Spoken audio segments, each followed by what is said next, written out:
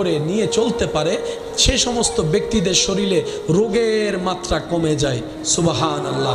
তাদের ব্রেনের শক্তি বেড়ে যায় সুবহানাল্লাহ। তাদের হার্ট ভালো থাকে, তাদের শরীরের জয়েন্টগুলো ভালো থাকে যাদের সাথে নামাজের সম্পর্ক থাকে। ওই যে রব্বুল আলামিন বলেছে ইন্নাস সালাতা তানহা আনিল ফাহশাই ওয়াল মুনকার। তাই রবের কাছে সবসময় ফরিয়াদ করবেন, আল্লাহ নামাজ তো আমরা পড়তেও জানি না, আমরা শুধু অঙ্গভঙ্গিটা করতে জানি, তাও সঠিকভাবে আমরা কেউ করতে জানি না।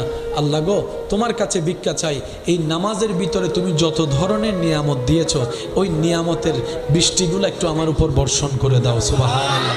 আল্লাহ আমিও তোমার প্রিয় বান্দার লিস্টিতে নাম লেখাতে চাই। আল্লাহ আমিও ইজ্জতের জীবন চাই, আমিও কবরকে আলোকিত দেখতে চাই। তোমার দয়া ছাড়া তো কিচ্ছুই সম্ভব না। আল্লাহ আমি চেষ্টা করছি তোমার ইবাদত করার, আমি যেভাবে ইবাদত করলে তুমি খুশি হবা আমাকে তুমি দয়া করে নিজ গুণে সেভাবে ইবাদত করার সুযোগ করে দাও।